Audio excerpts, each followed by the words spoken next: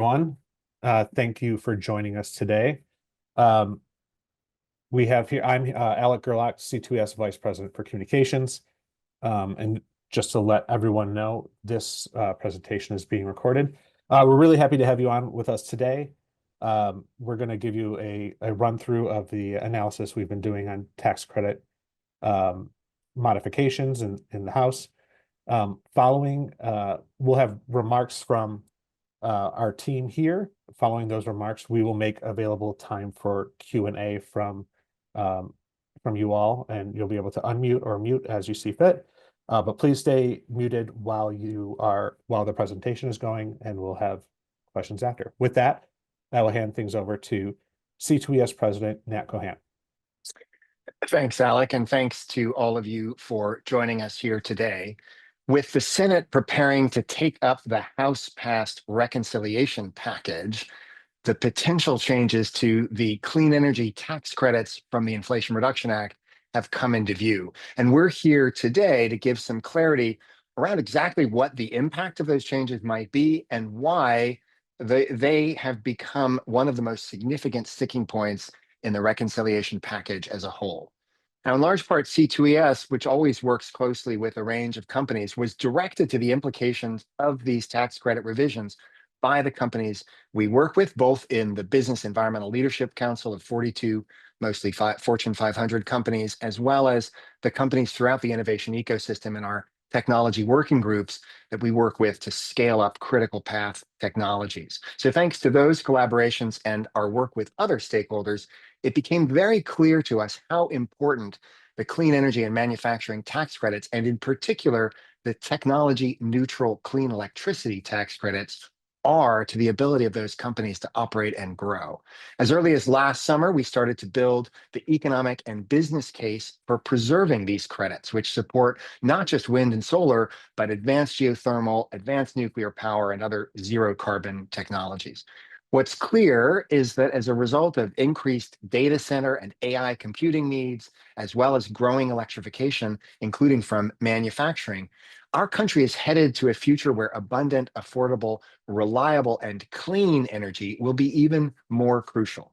If Congress guts these credits, which is what the House-passed bill would do, we won't just slow clean energy growth. We'll lose the jobs, the factories, the cost savings, and the future we've already started building.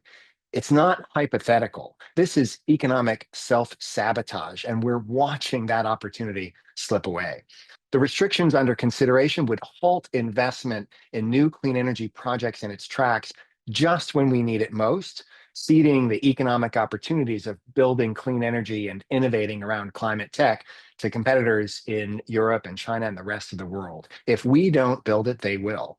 So at a moment when energy demand is skyrocketing, the last thing we should be doing is rolling back investments that will make electricity more abundant, reliable, and affordable.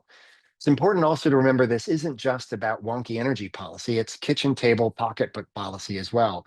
Clean energy costs keep coming down, and they keep overall household costs down for American families.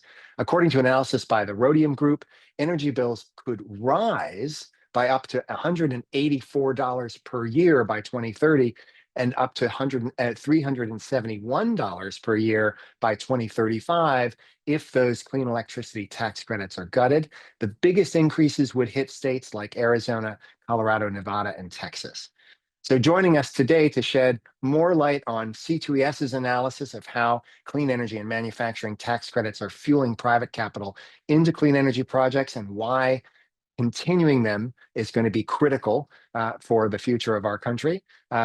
We've got two great people to speak. Brad Townsend first is our C2ES Vice President for Policy and Outreach, and he'll be followed by Ashna Agarwal, Modeling and Analysis Manager at Greenline Insights, who C2ES has paired with for the analysis. As Alex said, following their brief comments and presentation, we'll be sure to hold time for questions from you. With that, Brad, I'll hand things over to you. Thanks, Nat, and thanks everybody for being on. I'll be relatively brief. Just wanted to underscore a couple of things that Nat mentioned and provide a little bit of a setup in terms of the context for the analysis that Ashna will talk about. So as Nat mentioned, at C2ES, we have long been focused on the technology neutral clean electricity tax credits, namely the 45Y production tax credit and the 48E investment tax credit. And the reason for this is simple. These credits are the most critical to both climate and economic development objectives. Nat referenced the Rhodium Group study, which shows that these two credits combined deliver up to 46% lower emissions than a scenario without the credits, while adding nearly 650 gigawatts of critical additional capacity to the grid and saving consumers between 16 and $34 billion in annual electricity costs by 2035. Importantly, again, it's not sort of referred to here, these credits don't just drive clean electricity projects, which are themselves a significant economic driver with more than $40 billion of investment in the last quarter of 2024 alone. They enable growth in sectors like AI and manufacturing, where growing market demand for clean electricity is skyrocketing. And so since the House Ways and Means package was released, there's been some really excellent analysis by colleagues in the modeling sphere, which has explored in detail the overall impact of that package, as well as the specific impacts that proposed revisions to these tech neutral credits would have. Our approach to the analysis has been to complement those efforts by isolating the specific impacts of different elements of that proposal, namely the foreign entity of concern, or FEOC provisions, provisions on early sunsetting, as well as transferability for those credits. And you'll hear about that in more detail from Ashna momentarily. It's also worth noting that there are other potentially significant risks to the economic benefits of these investments, including uncertainty and or the delay in issuance of clear guidance from the IRS. If there are substantial changes, they could take several years, ultimately having really impactful presence on the credits themselves. So that said, we're keen to share with you the results of this work. I just want to share a couple of top lines before turning it over to Ashna. While these provisions will independently cause between $49 billion and $283 billion in economic damages, they'll have devastating impacts on communities that have already begun to benefit from these investments. On the low end, provisions of these three elements, the FEOC, sunset, and transferability provisions, would cost Americans somewhere between 236,000 to 1.6 million jobs, and between $28 billion and $193 billion in lost wages. To put that in perspective, the lost wages from the current FEOC restrictions alone, which is that larger number of 193 billion, would equate to taking more than $1,000 from the paychecks of every working person in America. And so that's I think really puts that into perspective. The reality is that when compounded, these provisions will undercut our ability to compete not only in clean energy, but also in AI and non-energy related manufacturing, by driving up the cost of electricity and reducing the capacity of the grid at a time when demand is growing rapidly to meet the needs of those industries. Now, at the same time, it's also important to recognize the opportunity these results also demonstrate so clearly. Well, we are obviously risking these investments and the jobs and wages that come with them, which you'll hear about and have heard about. I think it's important not to lose sight of the fact that these investments in clean energy and manufacturing have the potential to bring enormous benefits to communities, workers, and companies around the country. And so want to sort of keep that frame in mind here. And with that, I'm delighted to turn it over to Ashna from Greenline Insights to dig into the results. Ashna? Great. Thank you so much, Brad, and thank you, Nat. I'm actually going to share slides, so bear with me while I pull those up here. Yeah, thank you all so much for being here. My name is Ashna Agrawal. I'm an analysis manager at Greenline Insights, and it's been a pleasure to partner with C2ES on this analysis to understand the quantifiable impacts of rolling back the tech neutral tax credits. So I don't really need to tell folks exactly what's at stake here. Brad and Nat did a great job teeing this up, but the House passed reconciliation bill includes policies that could really unravel the clean energy boom. Our approach to modeling the reconciliation bill has been to actually isolate the impact of different key provisions that target the tech neutral tax credits.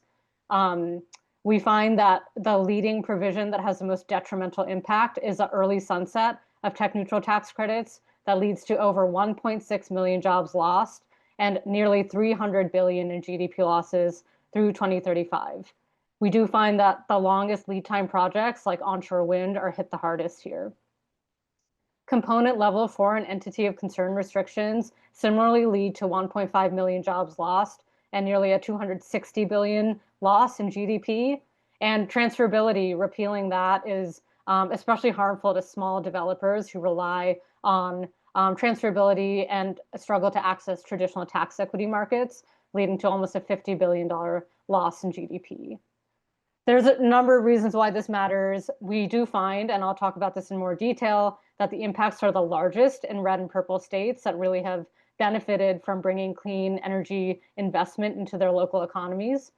And the policies under debate would slow electricity deployment at the very moment where electricity demand is rising. You've heard that from Brad and Nat. We know data centers and AI and onshoring is driving electricity demand at an unprecedented level. So we really need all hands on deck here to be able to meet that demand. So I'll just breeze through this here, but this is data from the Clean Investment Monitor that I think really brings home how much clean energy investment has accelerated since the Inflation Reduction Act passed. And this is really a direct result of strong long-term tax incentives. Brad highlighted Rhodium Group analysis that shows how much of this investment and benefits, both in emissions and electricity prices, come from the tech neutral electricity tax credits. And also foundational is the advanced manufacturing credit that we're really going to be focusing on the tech neutral tax credits for this analysis. These rollbacks threaten to stall investments, shrink domestic manufacturing, and really undermine emissions progress. So we've worked really hard to get. So our analysis explores what's at risk if those credits are weakened, specifically for those provisions that I mentioned, for jobs, climate, and communities. All of these impacts are going to trickle down beyond the state level to districts and really impact the workers that are relying on these credits every day. I do want to give you a little bit of a background about how we did this analysis. This will just be a brief overview, but I'm happy to answer any questions in more detail. Our team spent quite a bit of time on scenario design. This is a first step in our process. We custom built models to reflect proposed changes to the tax credits.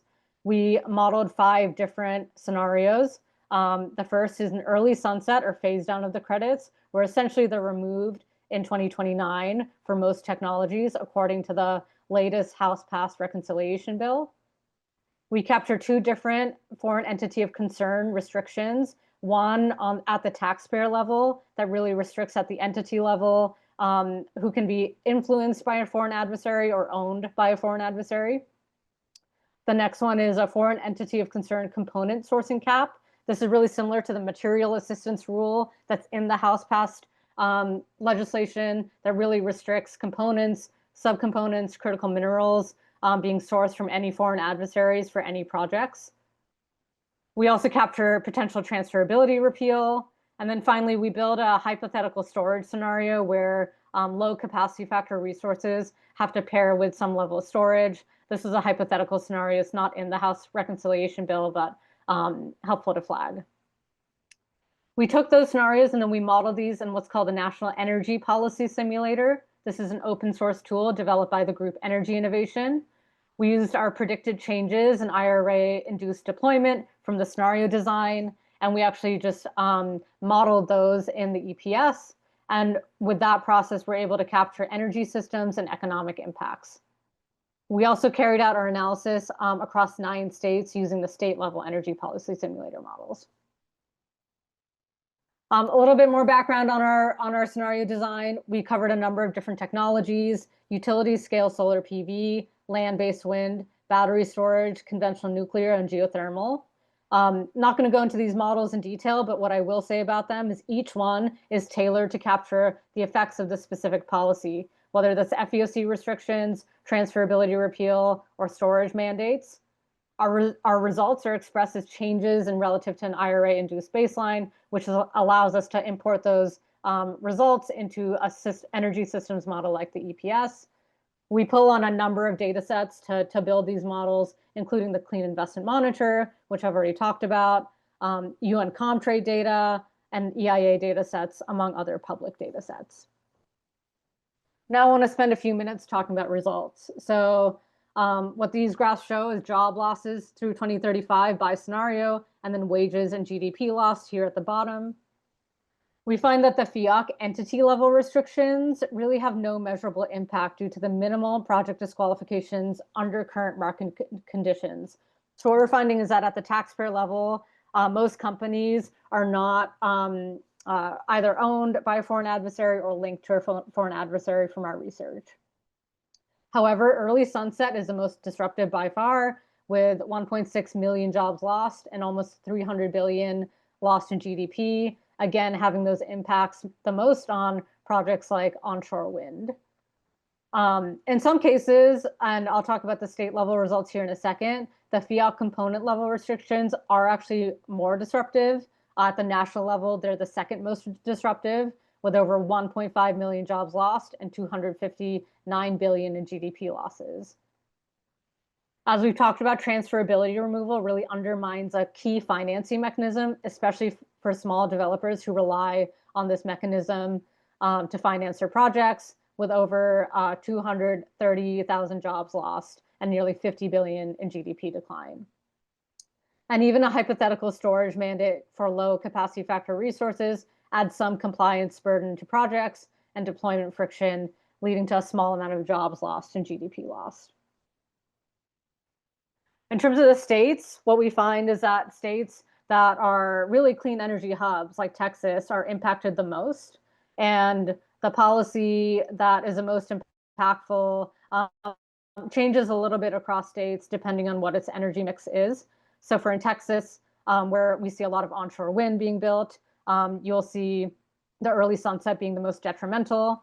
For other states that really, like North Carolina, where you're deploying a lot of battery and solar projects, the FIOC component level rule is going to be the most detrimental. But really, both of these scenarios are extremely detrimental to the local economies of these states. And we do find that even for states like West Virginia and Kansas that are smaller in size, you still have non-negligible impacts by rolling back these tax credits and implementing these provisions. So just a summary here, I'd really point you all to our latest brief, and I can drop a link in the chat here in a second, that for detailed results and methods. I will flag that the brief that we published includes results from the Ways and Means text that was proposed a few weeks ago, but by end of day Wednesday, we will be updating that to include results from both the House passed bill and the initial proposed Ways and Means text.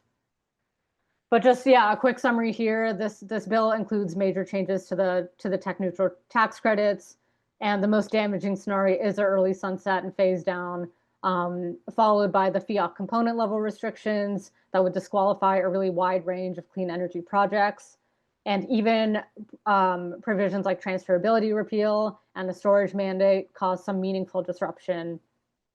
We do find that impacts are most concentrated in states like Texas, North Carolina, Louisiana, and Indiana, with some states seeing over 20 billion in losses under individual scenarios. And with that, I will stop sharing and turn it back to the C2ES team. Thank you, Ashna. With that, I think it's time for questions. I know I got a note from Doug Obie of Inside EPA. So Doug, go ahead and unmute yourself and fire away. Hi, yeah, some of this might already have been covered. Can you hear me? Yes, we can hear you. But I just was looking at the Ways and Means brief, the brief that you had sent out for May 21st, and I was just trying to make sure I understood. If that was written today, how would it be different from May 21st, given the House passed bill? I realize that you all are working on that for Wednesday, but I don't know if you could preview that. Yeah, that's a great question. So two of the main changes that we see is, first, the early sunset is no longer a phase down, which was in the Ways and Means bill. In that version of the bill, the credits were phasing down from 2029 to 2031. In the latest text, they're fully removed in 2029 for a place in service. That has a pretty significant impact on our results and essentially swaps the order of which policy is the most detrimental at the national level. The other major change is the foreign entity of concern restrictions, both at the entity and component level, are essentially kick in when the bill is passed. And so that moves the timeline up for those policies to 2026. And for the component level provision, we do see increases in the numbers across the board. So yeah, you'll be seeing those results soon. Brad or Nat, anything you want to add on that? Okay. I just want to make sure I understood. Are you saying that it swaps? So the foreign entity of concerns get deprioritized relative to the sunset, correct? It goes from number 1 to number 2. Yes, Is that right? yes. Essentially, fiat component is more, it's the second most disruptive. Early sunset becomes the most disruptive. Yeah, I just to double click on that here. I mean, both of those provisions got worse in the manager's amendment that passed the House bill. And so while the relative position might have changed a little bit, it's a little bit like, deciding between Godzilla and King Kong, like destroying your town. That's sort of the place I think we find ourselves here. Doug, any more questions? No, I'm good. Thank you. Okay. So I don't know if Nat or Brad or Ashna want to add anything else. If not, I will just let folks know that as always, you can follow up with the C2ES team, talk to any of our experts or anyone here on this call by reaching out to us at press@c2es.org, or you can reach out to me directly at 703-516-0621. And with that, I believe we don't have any more questions queued up, so I will let everyone return to the day. We will follow up with a recording of this presentation and distribute that by email this afternoon. Thanks, everyone. Thanks, everyone. Alec. Thanks. Thanks, everybody.